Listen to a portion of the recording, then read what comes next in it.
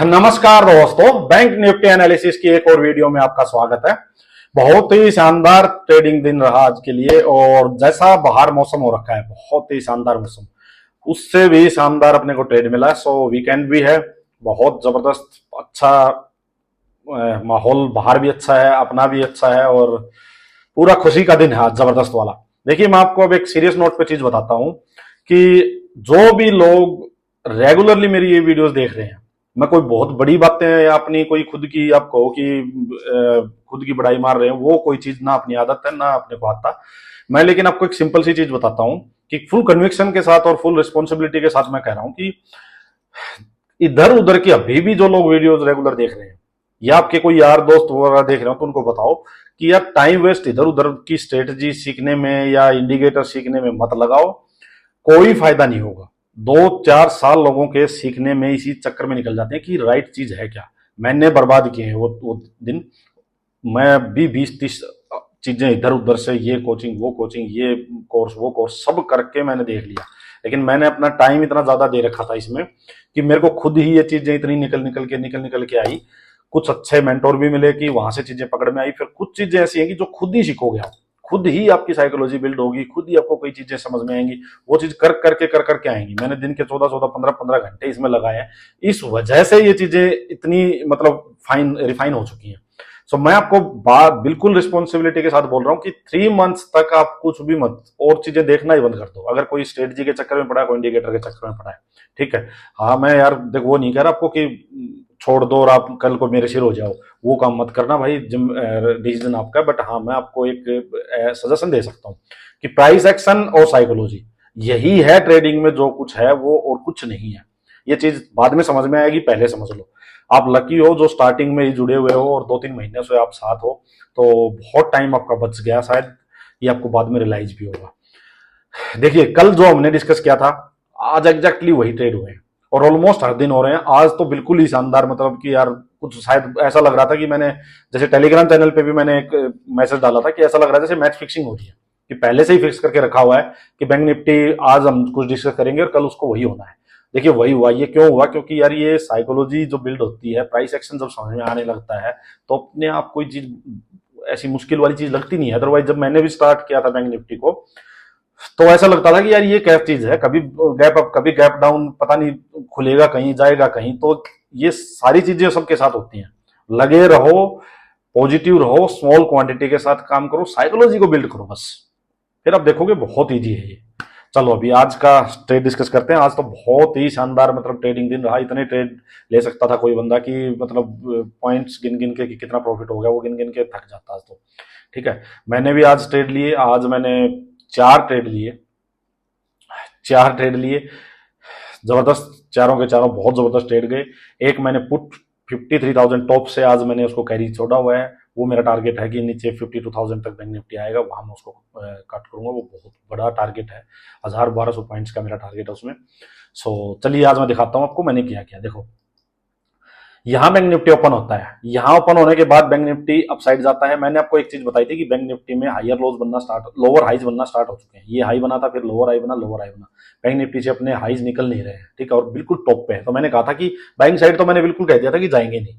Buying side तभी जाएंगे जब ये बिल्कुल जो ऑल टाइम हाई है इसके पास रुक के इसको ब्रेक करे।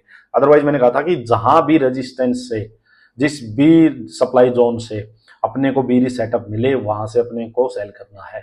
सिंपल, मैंने आपको एक चीज बोली थी, तो अपना व्यू क्लियर था कि यार सेल करना है। अब देखो, गैप अप होता है, इस रेजिस्टेंस जोन के पास जाता है, जाके यहां से कोई अपने को यहाँ सेटअप मिला नहीं। सेटअप क्या हो सकता था?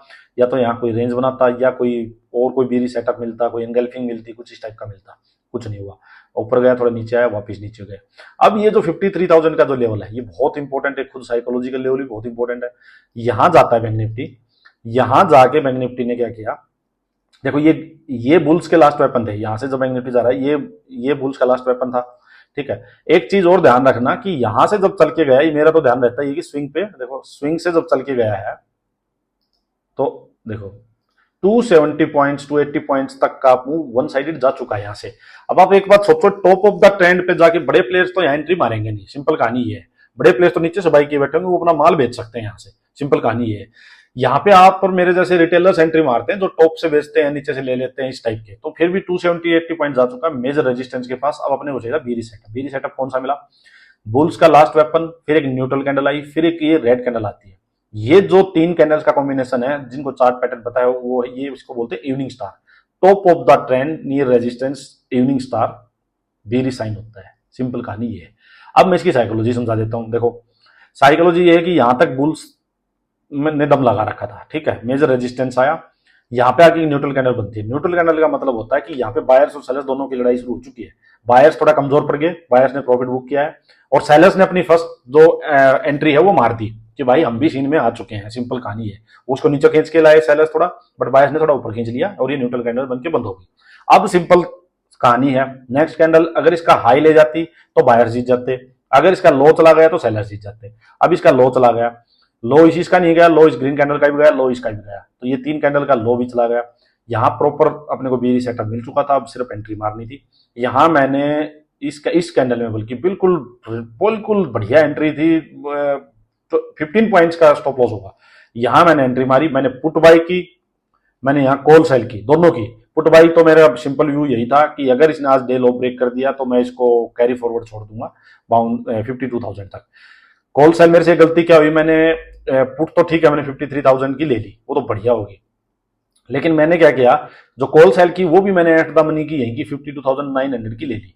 अब वो जैसे नीचे गई तो उसका प्रीमियम बहुत धीरे धीरे घटने लग गया, तो मेरे को इस वजह से मैंने इसका कॉल सेल का मैंने अपना प्रॉफिट था वो अपना बुक कर लिया।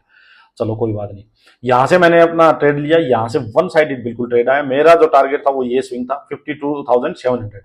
ये जो स्विंग बना हुआ है पूरा, ये पूरी रेंज बनी हुई थी, ये देखिए पूरी रेंज, ये जो ब्रेक हुआ था यहाँ पे पूरा, ये मेरा टारगेट था। बिल्कुल वन साइडेड आया, जबरदस्त 300 पॉइंट का मूव, जबरदस्त 300 पॉइंट का मूव कैप्चर किया। अब एक चीज और बताता हूँ, थोड़ा जल्दी बता देता हूँ आपको कि यार जब ऐसी चीजें हो ना कि यार ये इस टाइप की ये ग्रीन ग्रीन कैंडल आए, जब आपका व्यू क्लियर है ना कि यहाँ से आपने ट्रेड लिया, ये आपका स्टॉप लॉस है, नीचे आपका टारगेट, टारगेट पता होना चाहिए कौन से लेवल, तो बीच में एक आधी ग्रीन कैंडल वगैरह आए इनको मत देखा करो, अपने टारगेट पर अपना फोकस रखो, बस सिंपल कहानी है। यहाँ पे एक एग्जिट किया, उसके बाद होता क्या, देखो ये था डे लो, ये था डे लो। मैंने कहा था डे लो अगर ब्रेक हो गया तो जबरदस्त मूव नीचे मिल सकता है। डे लो ब्रेक हुआ, डे लो ब्रेक होने के बाद इसने, मैंने कहा था लेवल बहुत दूर से चल के आया, ब्रेक किया है, तो इसको होल्ड करना जरूरी था। अब ये 1 2 3 4 5 कैंडल ये रुकती हैं, और ये जो ग्रीन कैंडल थी ये मेरे लिए बहुत इंपॉर्टेंट हो गई थी।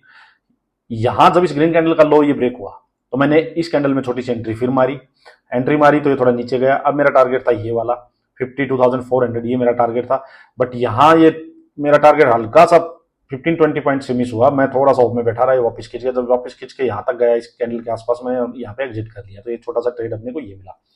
फिर मैंने एक ट्रेड कैसा लिया, मैंने एक ट्रेड लिया रिवर्सल का, जो टॉप से रिवर्सल लेते हैं वो मैंने नीचे से रिवर्सल का लिया। वो कैसे लिया, देखो ये पूरी रेंज बन गई थी, ये पूरी रेंज बन गई थी, इसका ब्रेकआउट हुआ था। ब्रेकआउट होने के बाद यहाँ इस कैंडल में मैंने एंट्री मारी और ये ट्रेड ये लिया। अब मैं बताता हूँ ये ट्रेड मैंने क्यों लिया, इसके पीछे का मेरा लॉजिक क्या था, अदरवाइज मैं बाइंग साइड में बिल्कुल नहीं चाहता। इसका सिंपल लॉजिक ये था कि जब डे लो, ये डे लो था, देखो ये डे लो आवरली में ब्रेक हो गया था, तो अब कुछ नहीं बचा था। सिंपल कहानी यही थी कि आवरली में ब्रेक हो गया तो टोटल बीरिश मामला हो चुका है।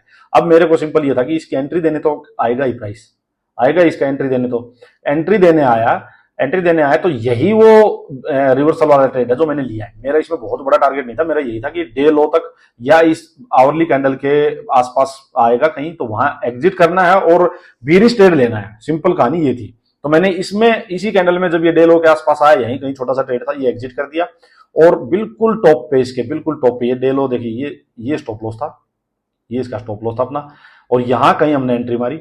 अब मैं छोटे टाइम फ्रेम में दिखाता हूं आपको, देखो ये वो आवरली कैंडल थी और यहां कहीं हमने बिल्कुल एंट्री लगी थी अपनी, और ये बिल्कुल वन साइडेड आया। हमारा टारगेट था ये जो पिछली बार मिस हो गया था मेरा सिंपल टारगेट, और ये वाला देखो ये वाला था। ये जब इस कैंडल में यहीं ने टच किया, मैंने यहीं पे एग्जिट कर दिया था इसके टच करते। ये और भी बल्कि नीचे गया है, बट मैंने यहाँ एग्जिट कर लिया था क्योंकि बहुत बढ़िया अपने को ट्रेड मिल चुका था। सो ये अपने ट्रेड थे, मैंने आपको समझा दिया। इस ट्रेड का मेरा सिंपल लॉजिक यही क्या था, इसका सिंपल लॉजिक यही था कि आवरली में ब्रेक डाउन हो चुका था, इसके बाद एंट्री चाहिए थी और बेरिश ही था मामला, यही था, और ये रिवर्सल का था, इसका मैंने मामला समझा दिया। अब मैं अपनी पुट को जो हूँ, पुट बाई जो है मेरी, उसको मैं कैरी फॉरवर्ड लेके गया हूँ। उसका रीजन मैंने आपको सिंपल समझा दिया, वो मैं आपको एक बार डेली में दिखा देता हूँ उसका रीजन क्या है। देखो बैंक निफ्टी ने यहां से ये जो कंसोलिडेशन थी ये ब्रेक की थी, इस कंसोलिडेशन का ब्रेकआउट हुआ था, उसके बाद अपसाइड गया, अब ये नीचे आएगा। तो मेरा है कि ये यहाँ पे आए एटलीस्ट 51,900 52,000 ये यहाँ तक ही आए।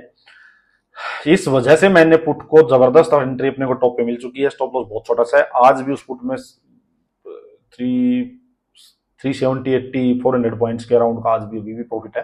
कैरी फॉरवर्ड ही छोड़ी हुई मैंने वो, उसमें टारगेट मेरा सिंपल सा है, मैंने लिया है उसको 370 कुछ ऐसा कुछ लिया था उसको, और वो या 400 के अराउंड ऐसा लिया है, और वो अपनी उसका टारगेट बन रहा है मेरा करीब करीब 1200 से 1400 पॉइंट, इस टाइप का टारगेट बन रहा है। तो बहुत बड़ा टारगेट है, स्टॉप लॉस बहुत छोटा सा है, इसलिए मैंने उसको कैरी फॉरवर्ड छोड़ दिया, क्योंकि अपने पास मार्जिन काफी अच्छा है, अगर बहुत ज्यादा गैप भी हो जाएगा तो भी अपने को लॉस नहीं होगा।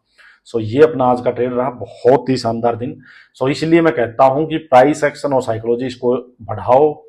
सिंपल सी एक ही बात है कि यही है जो कुछ है, चार्ट ही आपका सब कुछ है, इधर उधर की नॉइज सारी देखनी बंद कर दो, सिर्फ चार्ट देखो, साइकोलॉजी बढ़ाओ और प्राइस एक्शन पे ध्यान दो, बस जबरदस्त ट्रेडिंग हो जाएगी। मैं आपको फिर से कह रहा हूँ, फुल रिस्पॉन्सिबिलिटी के साथ कह रहा हूँ, जबरदस्त ट्रेडिंग हो जाएगी, आपको खुद बिलीव नहीं होगा कि आप कैसे ट्रेडर बन गए।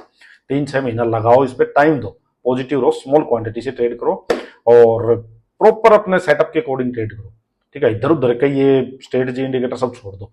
बहुत ही मैं कह रहा हूँ रामबाण, आपको तो ऐसी चीजें मिल रही है, ये ब्रह्म ज्ञान मिल रहा है, ये धक्के खा के, बहुत धक्के खा के जो मिलता है, सच्ची बता रहा हूँ। तो अपने यार दोस्त वगैरह उनको भी अगर कोई इधर उधर से कोई फंसा खड़ा है तो उनको समझाओ, बताओ, ये चीज बहुत जबरदस्त चीज है भाई, जो बहुत जबरदस्त चीज है, फ्री ऑफ कॉस्ट मिल रही है। बोल बोल के मेरा गला दर्द हो लेता है। यही है कि यार ठीक है, 2 भाई और सीखें।